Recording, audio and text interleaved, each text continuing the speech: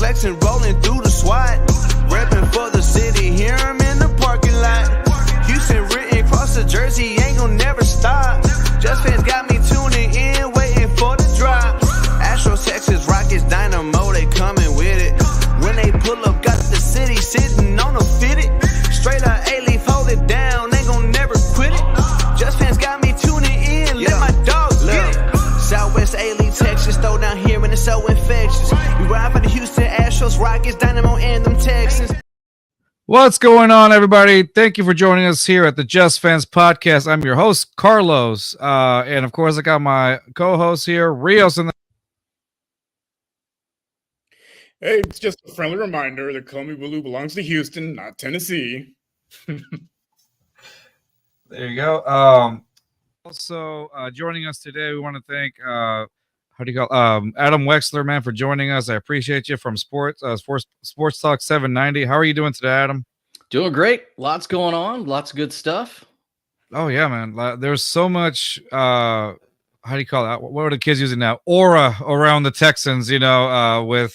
With the new uniform changes and all that. But first, before we get into that, so tonight, one of the reasons why, again, thank you for joining us, man. I wanted to have you on this because we've done a lot of draft scenarios, in different shows that we've done. I'm sure you guys have done it as well on Sports Talk 790 or whatnot. So I kind of wanted to see, like, hey, what are some scenarios or whatnot, or maybe some players that we're kind of looking into, right?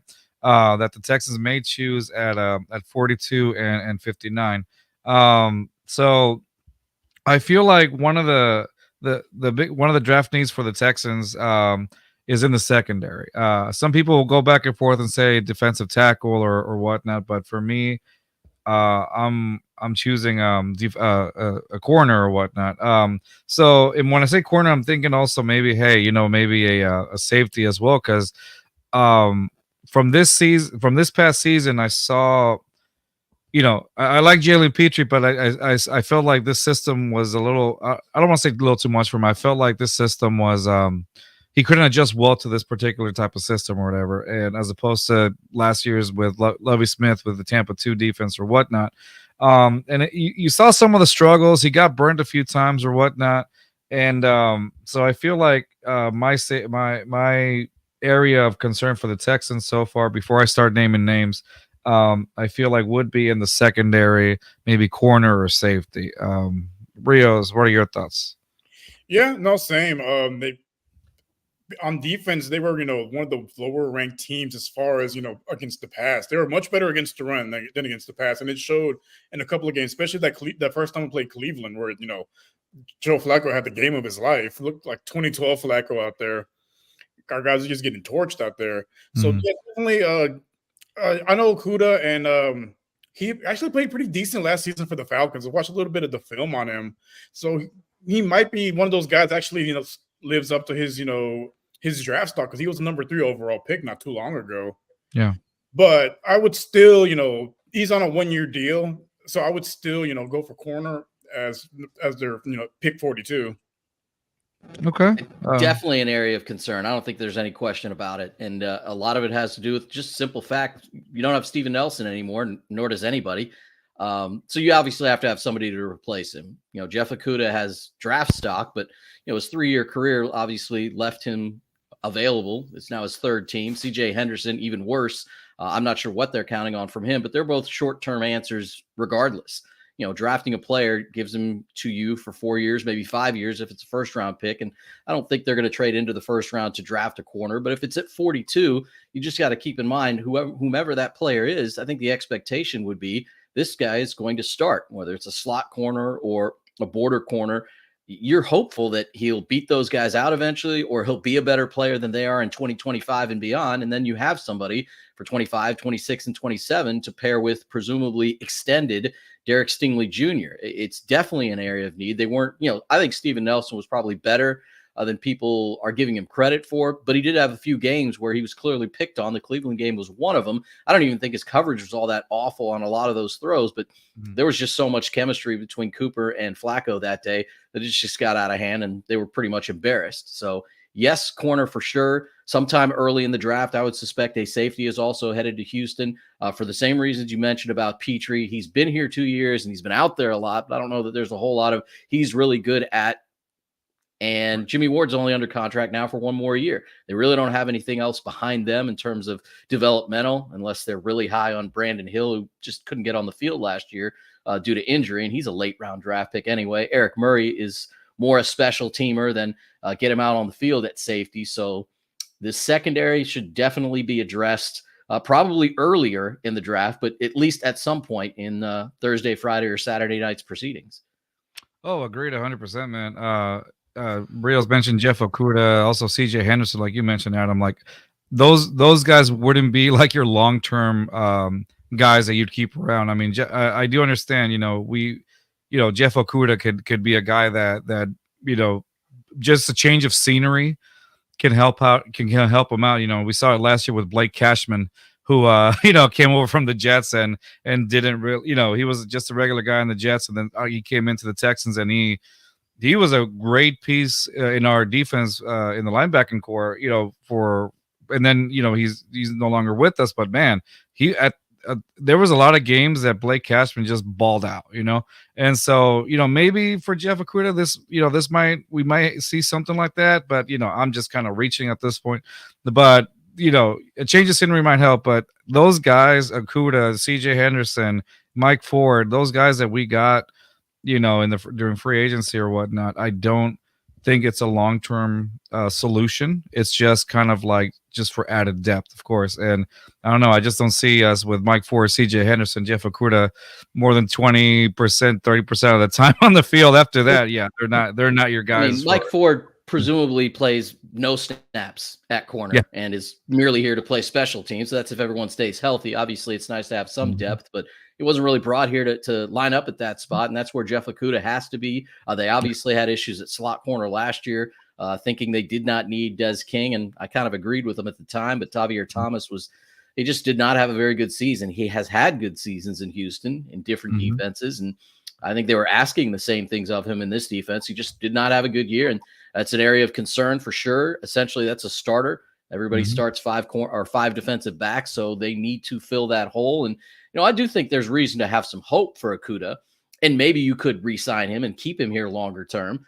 But that just solely depends on him going out there, and he'd have to have the best season of his career in year 4, and it could happen. I wouldn't want the Texans to count on it, but they did sign him, knowing that if they don't draft a corner, which you shouldn't go into a draft saying we have to do this, that they have a reasonable option as a starter opposite Stingley.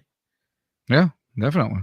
And it could be another scenario where he has like a career year and then he gets the bag and not the offseason like Blake Cashman did. Which, hey, Cashman, I'm honestly surprised with what he showed as soon as he got here, and this was not last year, it was prior to that. I actually thought he should have been on the field a little bit more, and he had some injury issues, and I know they changed defenses, obviously, but I thought there were things that he could do, especially with his speed and coverage ability, that other linebackers they had, which is not an area of strength, they just could not do, and that showed last year. He showed a lot in training camp, to be honest, also last offseason.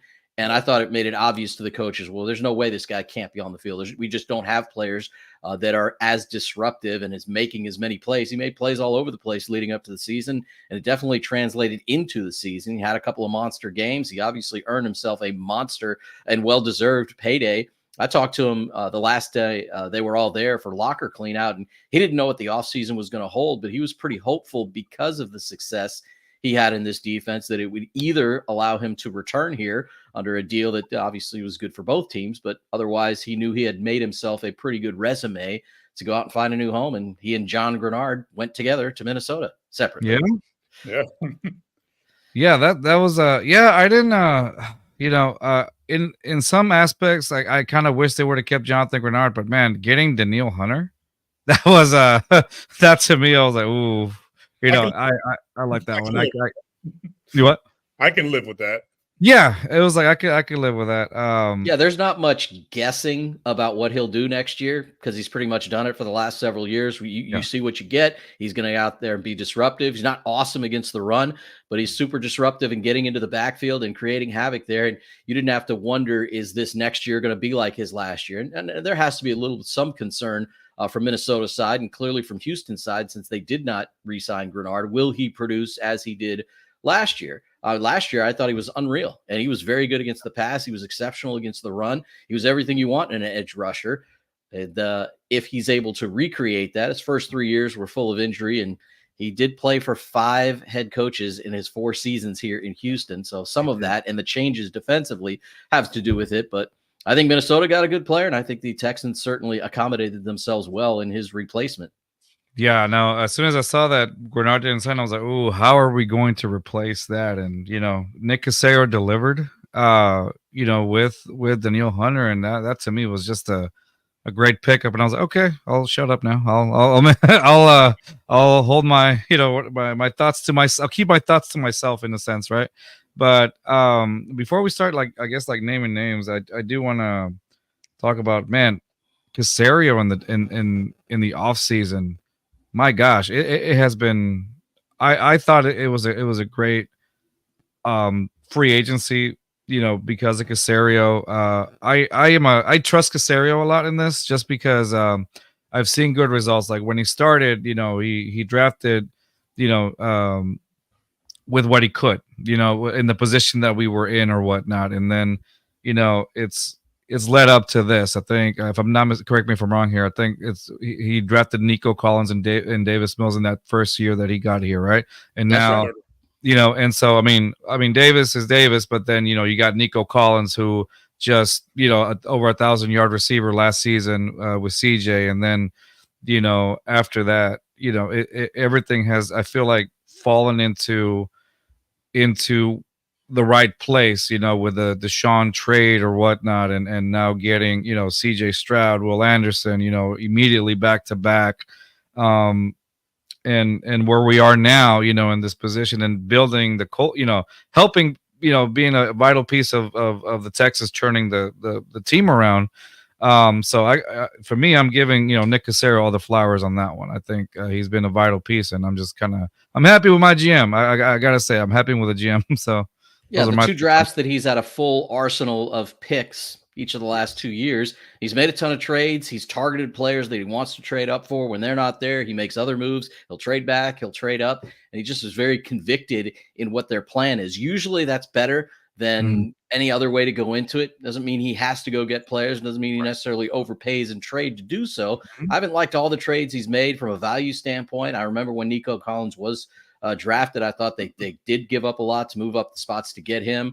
Mechie deal, other things like that have happened the last couple of years. Same thing. Honestly, I thought the Anderson deal, well, I didn't have any issue with trading up for a player of that caliber. I just looked at the value and who are they kind of bidding against and trying to cultivate a deal with Arizona. It definitely seemed like they gave up a ton. You never know what a future first-round pick is going to be, and as it turned out, it was the 27th pick this year. So the draft or the trade looks even better than just the player that you added. But he's just not afraid to do that. And the simple part is, you got 2 players last year and 1 player the year before in the top 3. Well, there's only 6 players that have been drafted in the top 3 the last 2 seasons, and 3 of them are Texans. Yep, exactly. So there you go. Rios, your thoughts on that? Yeah, because he, inherited a mess. He didn't have much draft capital when he started. He basically had to sign a lot of 1-2-year deal with the older veterans just to get people to play here. But, once he was able to move on from Deshaun, get all that draft capital back, he was able to actually build a team that he wanted. And we've seen the vision as far as a roster construction, going out, getting your shutdown corner for the next 10 years. Getting your receivers that fit your offense, and then getting your QB of the face of the franchise, and then a few minutes later trading up to get the defensive anchor for the next 10 years. And this year I wouldn't be shocked if he traded back into the first round, because there's a lot of it's a pretty heavy draft as far as corners go. And if one of them falls to say pick 30, 31, I wouldn't be shocked if he picked up that phone to move back up. That's probably about the range I would say as well. I think there's going to be a ton of corners go probably right after maybe McKinstry in the late 20s or early 20s. The next 15 picks or so, maybe to 40 or 45, there's probably another 5 corners or thereabouts that are going to go. So this probably goes back to what I just said. I would imagine there's 1 or 2 players in certain pockets of that, either late 20s or mid 40s that he is very convicted, or two players that he's very convicted about, and whatever needs to happen to make sure that they become Texans, however he feels comfortable doing that. I think that's what he does to land a player like that. And they have made moves. They do have 9 selections. They have more than enough needed to probably move up, probably as high as 20. I don't think they would do that, but anything in the 20 picks that precede number 42, I think they have the ability to trade assets to go get them. Yeah, definitely. Okay, so we got a few comments here from our friend the Vodka Show. What's up, guys? And then says, I don't care what happens in the draft as long as Cooper DeJean comes to Green Bay. He's a Packers fan, so there you go. Man, that's great stuff. Alex wrote, wow, okay.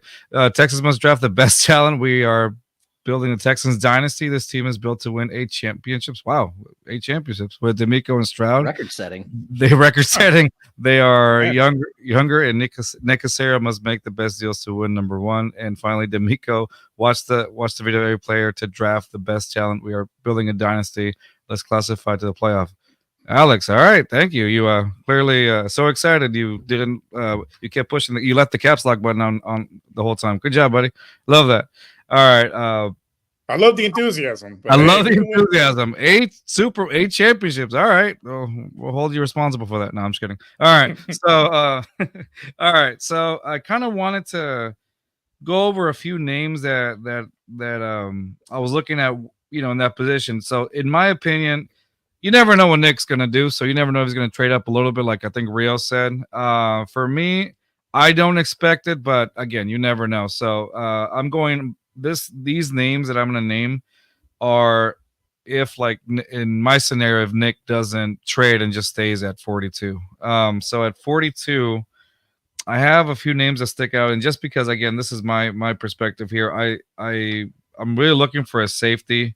So 2 names that came up to me in safety have been Javon Bullard and Tyler Nubin. Those are 2 names that have stuck out to me that I think with Javon Bullard, there have been talks with the Texans or whatnot with him, and I think they've brought him in a few times to do some, to talk with him or whatnot. And so I feel like he would be a pretty good asset to the Texans as well. I mean, it's 5'11", 195, 56 tackles, 2 interceptions, 5 pass deflections, ball hawk, So I think he would fit perfectly in that D'Amico system or whatnot. And it seemed, and again, this is what it seems like. It seems like they were pretty interested to keep calling him back here and there. And he's got like pretty good football IQ and is pretty athletic. But I know that some of the negatives can be that he has a little bit too much separation at times. And every time I think about that, it reminds me of like when we used to put like Jonathan Joseph like far away from a guy just so you can try to get to. Every time I think of too much separation, I was like, a little traumatized on that. But I would like to see Tyler, not Tyler Newman, excuse me, Javon Bullard over here as well. But those are just some of the things that makes me want, Javon in here as well. So, and Tyler Newman, what I like about him is basically he's how do you call it? He's very good vision, uses his hands really well. He has great awareness, solid tackler as well. And he's got really pretty good size and strength for an ideal like safety, NFL safety as well. So 6'1", 199 pounds. So I mean, I would like to see him on this team as well. So those are my 2 picks for safety. And finally, as a corner, I've been looking into TJ Tampa. That's a name that has stuck out with me as well. TJ Tampa from from Iowa as well. And so I like him. He's a taller corner. I think he's like 6'2", 200 pounds or whatnot. I've heard different reports of him that he can be a little slow at times and then some contradicting reports as well. So, but TJ Tampa seems like a guy that would fit into this and contest, receivers as well. So, he's got pretty good positioning, uses his hands well as well, and disrupting receivers, and I'd like to see him as well on here too. And the long arms, I think that's what gets me as well. So those are my top 3 that I would pick at least at 42. Rios, what you got? Well, like I said, there's going to be a lot of quarterbacks to go early. There's going to be a lot of receivers to go early. And I've been reading a lot of like offensive linemen might go a little bit early too. So that might knock some of these corners down a little bit to like the later part of the first round. And one guy I would keep an eye on would be Kool-Aid McKinstry, because he is from Alabama. You know, we got a couple of Alabama guys on the team. D'Amico went to Alabama. He kind of fits what they do defensively. If he's there after, like, say, pick 28, 29, I wouldn't be shocked if they, try to trade him back into the first round to try to pick a guy like that up. If, they don't trade back into the first, another guy I could see them going after would be Max Melton out of Rutgers. He definitely helped his draft stock as far as his pro day and, at the combine was his, 4.3 speed. And, he's about the same size as Derek Stingley. He's a good cover corner, and that gives you two shutdown guys. And he's a little bit faster than Stingley, so it gives you a guy that can keep up with some of the faster receivers in the league. Yeah, I think last year, one of the things, I think we said earlier last season, like Steven Nelson got torched a lot too. So I think that would definitely be a great asset to that. Well, I mean, in his defense, he's 32. Not all of us are fast at 32. I don't know, man. At 32, I was running pretty fast. No, I wasn't. After that ice cream truck, I was for sure. But yeah. You done reels or I didn't? Yeah. Okay. Adam, what do you think, bud? All good names. I'm not. We'll start with the corners since that's where you finished off. I do think McKinstry is probably the last of the first round corners. If again, we're all just guessing on how things go. I think the first three are probably off the board fairly quickly. There's probably a team that does love Cooper DeJean. I don't know what that means for where he goes, but I don't think he's quite as highly rated as the others. And then McKinstry, I do think, is a first-round talent and may not be there at 28. I don't think that's a player that they would trade up for, or certainly not 14 spots. I don't think for just because of some of the things that I would be worried about as a GM. His speed is fine. It's not great. He doesn't have great size. He's not too small, but I don't know what stands out about what he does. I think he's pretty sound in everything he does. And I think they might be looking for someone who's maybe more capable of being a bigger disruptor, someone who stays, has better downfield speed, straight line speed, however you want to term it. Just a personal feeling that I don't know that he's their guy. I do like Tampa. And again, is another player that probably has extremely varying opinions. Everything about him to me says he would be a nice fit here, except for his speed. He's not slow, but just about everybody else runs faster than he does among the cornerback group. And I don't know how concerning that is for them. That's clearly a huge part of how NFL teams are going to attack players, getting them obviously to bite on things and then just shooting past them could be a concern. He's going to be there in the area where they pick. And again, you can see if you trade from 42 back, you could trade back to 46, 47, 48, and then you're still probably looking at roughly the same group of players. Max Melton seems like he's probably still on the board at 59. So I'm not sure how they feel about him. And I just haven't heard a whole lot of talk about it. I brought him up today on our show is Kamari Lassiter, the other member of the Georgia secondary that should be talked about for the Texans. Not sure, again, almost impossible for me to say where they should go, but between 42 and 59 seems like the right spot. Wherever they end up drafting, those are the two picks they have. I think if the first pick ends up being a different position, I don't want to tell them they have to draft this position, but I do think the value is great for some of these corners. That second tier group of corners after McKinstry is pretty deep, but not landing one of them, I think, would be unfortunate. The safeties you talked about, either would be great. I think Newman has shown that when he's on the field, he's making plays. He's doing everything he needs to do to make that defense better. I think he's got the flexibility, positional flexibility to play, first of all, however they want him to play, but either of the safety positions that they need, whether it's replacing somebody this year or replacing somebody who's gone in a year, like potentially happens with Ward. I think that's fine. And Bullard almost seems like could he get bigger, play a more of a hybrid role in your corner or in your secondary and a little bit closer to the line. It's really, I thought they were going to do it more with Petrie, but I think the way that they defended, they kind of just said, here are 7 guys up front. They're going to get to the quarterback and we're going to leave the other guys back to defend the field and, patrol the field. So I don't know that they'll do much different, even if they had a guy like Bullard, but every name that you guys mentioned, I totally agree. They all make sense for that group of picks between, it's roughly 20 spots between 42 and 59. I think quite a few of them will be there, and one of them probably ends up being a Texan.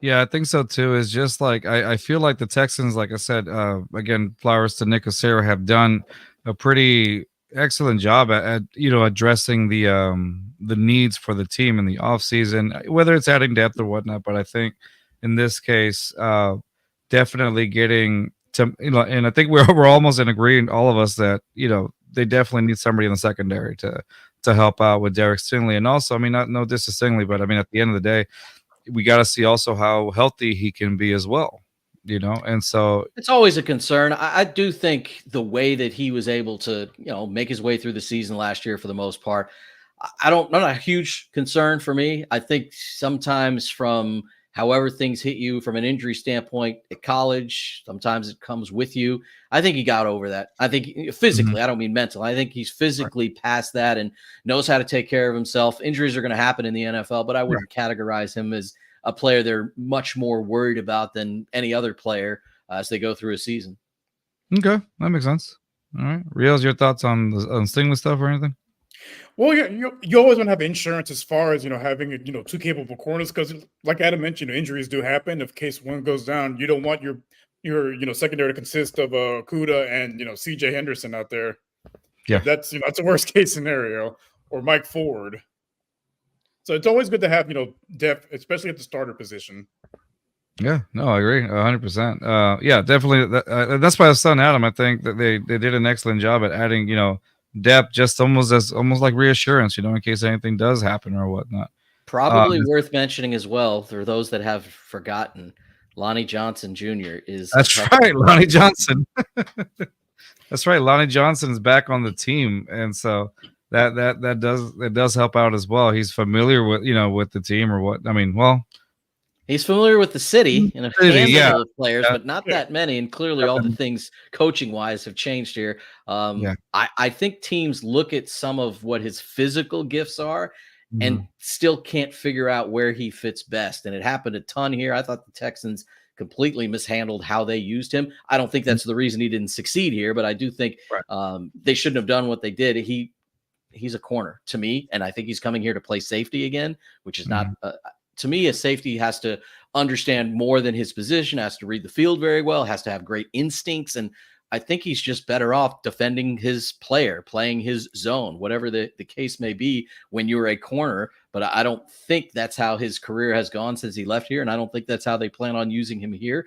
So we'll have to see if things are a little bit different in D'Amico's defense with their coaching staff. His size is great. His ability is NFL caliber, it feels like, but it's just never happened. I mean, his time in the NFL, he's made it this far, as a credit to him, considering he's just never been a full-time starter. He's found a way to keep getting opportunities and now has another one here.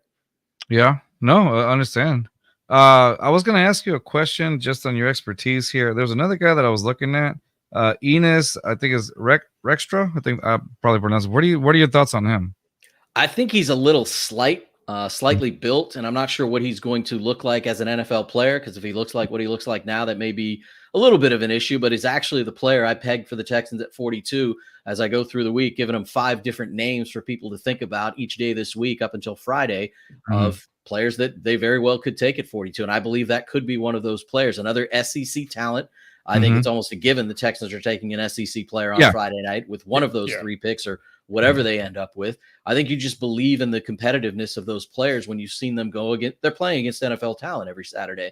So I think that gives you confidence that if what we're seeing on film is against these types of caliber players, then there's no reason to think that's not going to translate to the next level. Size is as expected for a corner from a height standpoint. He's not taller than everybody else. He's not shorter than everybody else.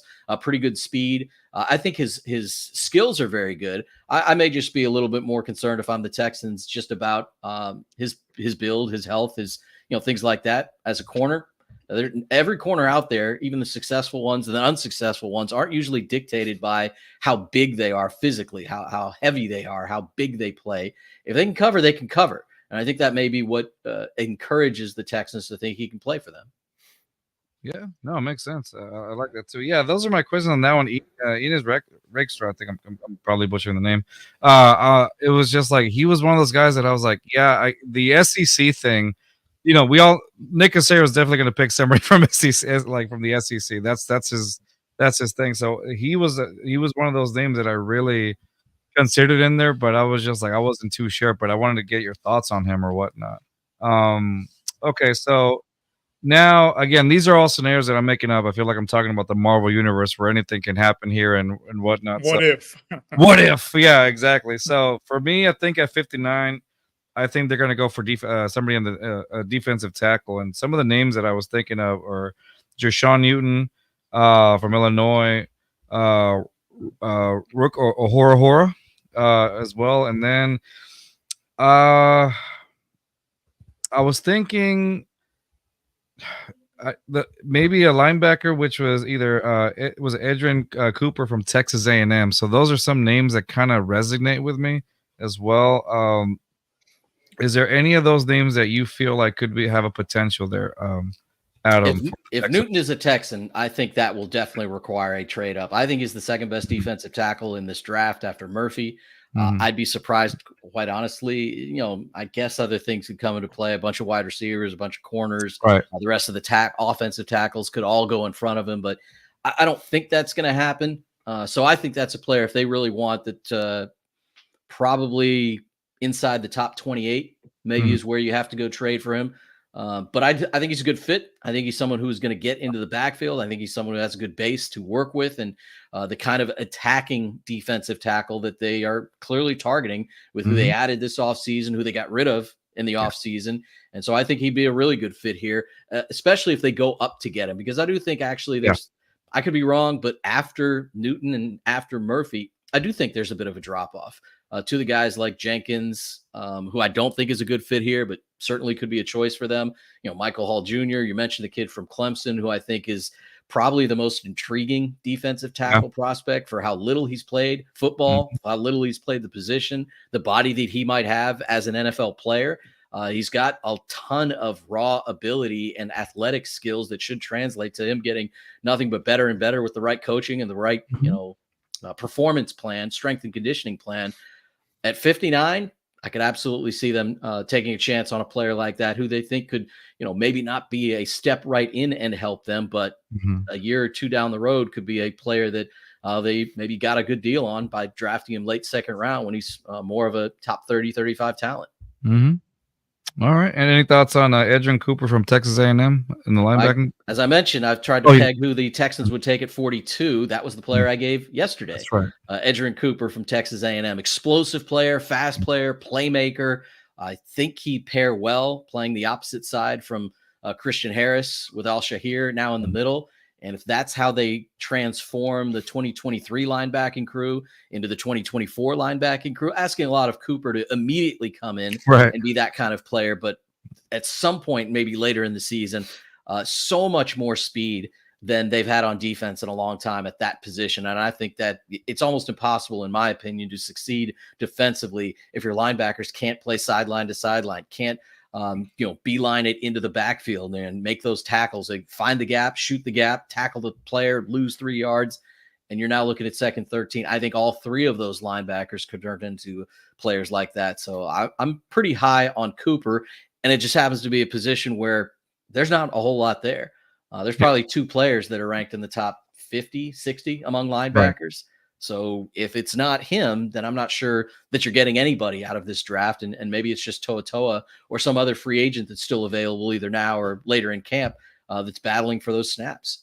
And to, piggyback off of what you said, I mean, that linebacking core, like it's definitely, essential just because we saw what happened with the Texans against the Ravens game like that. I feel like their linebacking core just completely destroy the Texans' hopes, and that was one of the biggest downfalls that we had.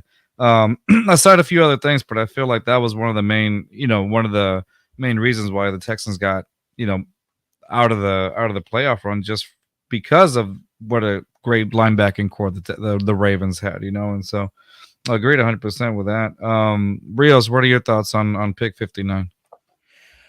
Well, I don't think he'll still be there, but if he is there, the defensive tackle from Michigan, Braden Fisk, I think he'd be able to. I don't know if he'll start right away, but I think he'd be able to contribute.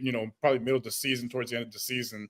He does have shorter arms. I know, like with the DTs, they're looking for they want the guys with longer arms, but I think with his motor, I think he can kind of overcome having the shorter arms.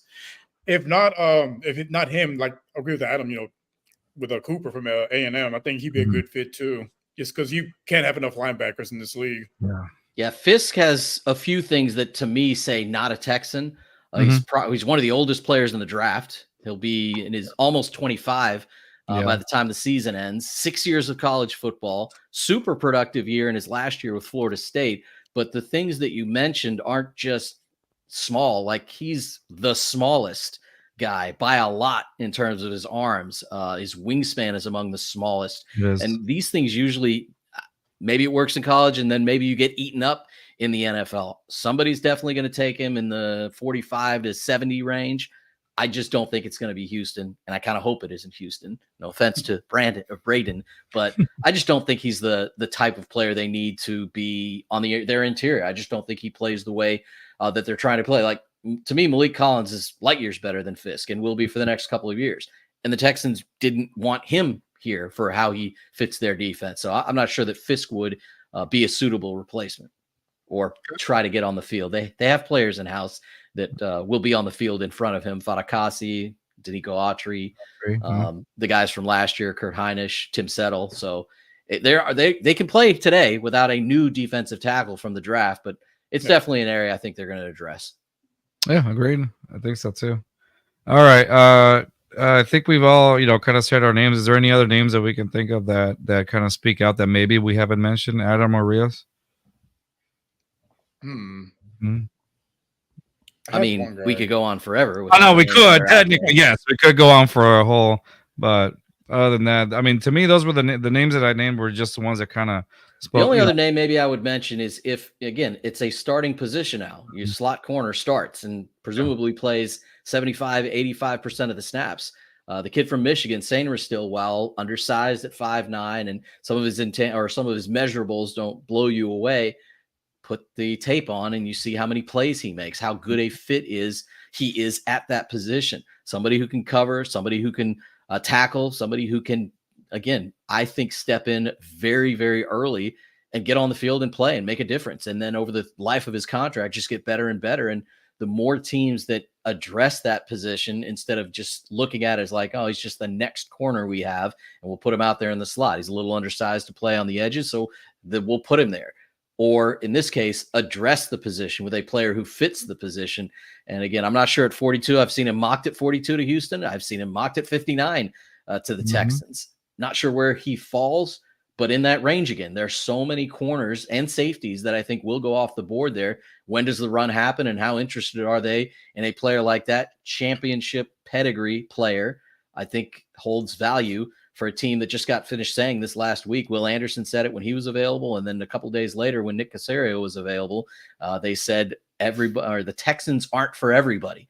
Yes. I think players like that, players with his college background, I think they are for the Texans. I wouldn't be surprised at all if they were interested. Yeah, no, agreed, 100%. Well, very well said. Yeah, that's all I could think of as well. And so what I want to move on to now is one of the things that made the Texans kind of trend yesterday was their uniform reveals. The NFL has had a lot of not a lot, but a few uniform reveals with in the previous weeks. One of the ones that really rubbed people the wrong way was a Denver one. They just got obliterated on Twitter. The old school one looks fun, looks great, but I think a lot of people didn't react well to their home and their away uniforms or whatnot. So in a way, I was like, okay, I want to see how people react to the Texans uniform reveal. And it's one of those things where it wasn't for everybody, but at the end of the day, it wasn't. I didn't see too much of a bad reception like they did with the Broncos on with the Texans uniforms. Truth be told, I feel like a lot of people actually liked the way that the Texans uniforms looked. Some people like the H logo on the Color Rush uniform. Some people don't. It's like it's almost like the extreme of both sides. Like either that you really like it or you really don't like it. But I haven't really heard of in between. Some people, I mean, I've heard some people say it'll grow on me, but not that much. But I wanted to show a picture really quick of the uniforms that were revealed by the Texans, and I kind of do want to see what you guys think. If there's a uniform that you didn't like or did like, and maybe what your, probably your favorite uniform or whatnot. Okay, so let me show it really quick. Okay, so this is where is it? Oop, there it is. Okay, y'all see the screen or no? Oh yeah. Yeah. Okay, cool. So I want to look at these right here. And I have all of them on there. There's the the candy red one. I call it the candy red, but it's definitely the battle red. Then there's the color rush uniform with Tank Dell there, and Derek Stinley wearing the traditional one, and then the of course the away uniform. So let me see if I can zoom in a little more. Okay. So on this one, I honestly, I gotta say my favorite, not to be basic or whatnot, but my favorite one out of all these has been the color rush one. Just for, I like the color scheme. I do wish there was a little bit more of the lighter blue, but there's a lot of speculation of why it wasn't allowed or whatnot. Dealing with the Titans and organization or whatnot. Again, speculation, but Nah, it's not speculation. They took it all the way to the league office. Yeah. They had to compromise on the percentage that they were allowed to use because they got approval for like the H-Town blue to be a primary color, but certain someone threw a hissy fit, and this is what we got. Yeah. So I mean, that to me, that's my favorite one. I like the H logo when it came out. I was like, okay, it's a old English font with the bullseye, with the red bullseye on the side. I was a fan of it. I liked it, and I really do like though, the way that the Texans logo looks like in that color. If y'all can see it, like to me, I was a big fan of how that logo looks on there. Honestly, really the way that the blue has been talked about since all the teams in the city used it, Rice, U of H, the Rockets. We knew the Texans were after it. It is Houston blue. I think it's been pretty well established that there's an element of it that has always been here, regardless of the Titans. I don't really even have an issue with how much they're allowed to use. I like the way they've used it. You notice that all the jerseys have one thing in common without specifying the color. All their numerals they're outlined. Yes. The black outlined in white, the red outlined or the black outlined in red, the city edition, basically, or the color rush uniforms, they're outlined with that blue, and that outline goes throughout the jersey. You just showed the logo. You've got the H logo both on the helmet and right above the name. Those little details, like the logo being above Dell's name, the fact that Texans is across and above the number on the reds, it says H-Town above the numbers on the whites. These are a lot of things that I think are really good, really done nicely. I don't think they needed to put more blue in it personally. And I think the only thing that I've found from all the people that I talked to at their release party and just in general on the show and everywhere around Houston thus far and on social media,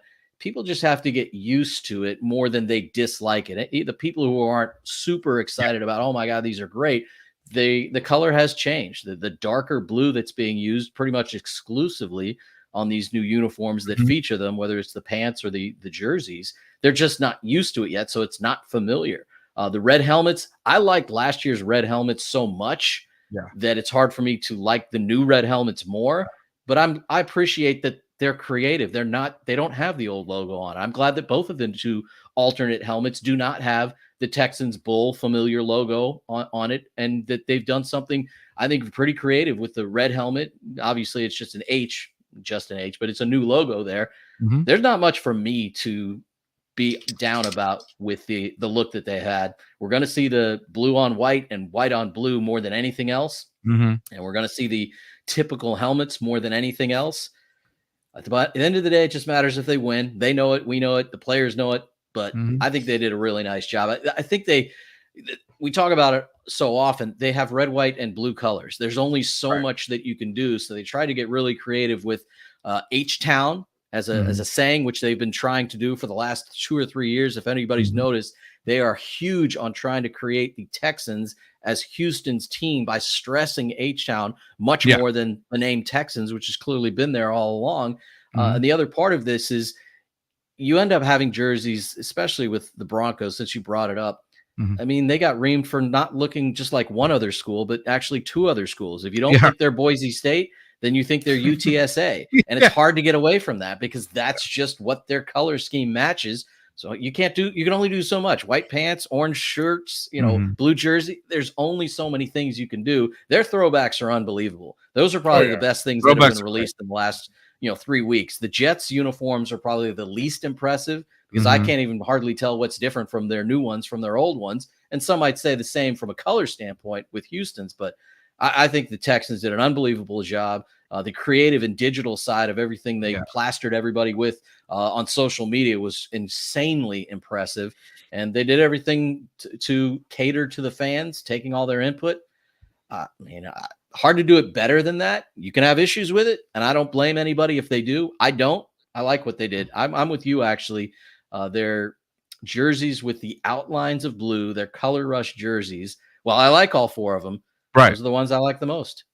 Yeah, agreed. It's the very detail oriented, and like you said, they're really emphasizing the city of Houston. Like it's definitely is not just the Texans, it's the Houston Texans, legitimately. The on the main jerseys, like the darker shade of blue where it's almost black. Like I like the detail to that one. And now the name on the back is actually red as well, if I'm not mistaken, right? The name on the back is red as opposed to being like the old white letters on the back or whatnot. So it's red, so I feel like that adds on to it as well.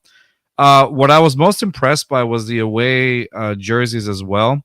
I wasn't a big fan of the away jerseys we used to have with the red numbers and the blue outline. Something about that, it just didn't. I never was a big fan. So whenever I bought jerseys, I never really bought the white one. I always bought, of course, the battle red and the blue, but the white one, it never caught my eye. But this one does. This one with the blue. I hate this. I don't want to say this, but it almost reminds me of like the almost like the Patriots away, where they had the white and then the blue. Blue numbers with the red outline, but I like the way that they did it with the horn. So at a certain angle, it looks like it has the two stripes, but as you keep turning it, it's definitely the horn. And I think that's what they did with the red one as well. And so I really like those, but definitely my favorite is definitely the H-Town, the one with the old English font H. But overall, I felt like they did a great job, like you said, listening to the fans in this case, and the marketing and the production value that they added to like the hype videos was insane. And overall, they did a great job, and people are excited. I mean, I think even their from what I understood, even these H-Town blue ones, they were like selling out. They're already like almost like sold out because of how popular they were, the Color Rush ones. So very just super impressed with the attention to detail and just what they did with the Texans uniforms. Definitely a much needed upgrade and an update for the Texans uniforms. Rios, your thoughts? Yeah, no, like with the home jersey, not a whole lot of changes, but it looks much crisper, and it looks much better than what we've had the last 20 years. And I like the fact that the attention to detail, like on the away jerseys, having Houston on the front instead of Texans. And my personal favorite is the battle red one, just because I'm wearing the older one, so you can kind of see the difference between this and that. Like the red is from what I've read, it's from Ohio State, so it's a different shade of red than this one. It has the horns on the side, it has the blue lettering. It looks pretty clean, and from some of the promo videos and pictures that I've seen, it looks like they're going to actually mix and match as far as like the different pants they wear. Like there was one picture with Nico wearing the red and the white pants. There's one with I think it was Christian Harris wearing the white jersey and the white pants. So it looks like they're going to mix and match it as far as the uniform combos go this season, which is again a little bit refreshing because we've been a little bit boring in that aspect the last few seasons because we haven't had any changes in over 20 plus years. Yeah, no, I understand. So yours is the red one. I think Adam and I both like the H-Town blue. Is that correct? The Color Rush one. Yeah, I would say like he did about the whites. That's about as sharp and as an appealing jersey as you can get with a white jersey. I think we're going to see a ton of them all over the city and certainly at NRG Stadium. Yeah, this makes me actually want to buy the white jersey now. Agreed, 100%. But No, I plan on getting all 4 eventually, not all at once. I ain't that rich. we're gonna be so broke by the end of the season. It's gonna be insane. Hey, all right. Well, hey Adam, we're just about coming up to the end, but I do want to thank you for joining us on the show, and just talking to us about potential draft picks that the Texans may pick in whatever scenario, what if scenario that they that they're going with or whatnot. But we won't find out until either tomorrow if there's a trade or Friday. We'll see what happens, and hopefully one of these guys probably makes it in there. So again, Adam, thank you so much for joining us on the show. Guys, please go follow Adam Wexler. I think at Adam J Wexler. I think that's also your Twitter and your Instagram account are the same, right? That's correct. At Adam J Wexler. Follow him up. Great stuff. And of course, please listen to the A Team on Sports Talk 790. Great stuff that they got going on. And again, thank you, Adam, so much for joining us today on the show. Very informative, and we had a great time with you overall, man. Appreciate you. Appreciate the invite. Always fun to talk about this stuff. We do it every afternoon. We will have a special draft show Friday night when we expect Trader Nick to be busy at work. So all through the second and third round, you can fire it up on Sports Talk 790 or via the iHeartRadio app, and we'll be there for you. There you go. Thank you again to Adam Wexler. That's it. That's going to be our show for tonight, everybody. Join us next Monday. We will be on next Monday. So appreciate y'all for for tuning in. And that's going to be it. Take care of yourselves. And Adam, don't go just yet. I'm just going to end the show. Okay. All right, guys. Peace. Southwest A-League, Texas, throw down here and it's so infectious. We ride for the Houston Astros, Rockets, Dynamo, and them Texans. If you ain't never been down here, but rule number 1, you gon' respect us. Just fans in my speakers, new one drop, they bout to bless us. I might right through the SWAT, playing just fans right through your spot. Look, and I don't know what you thought, but right here, dog, we gon' rep the squad. Got HU, I might fit it.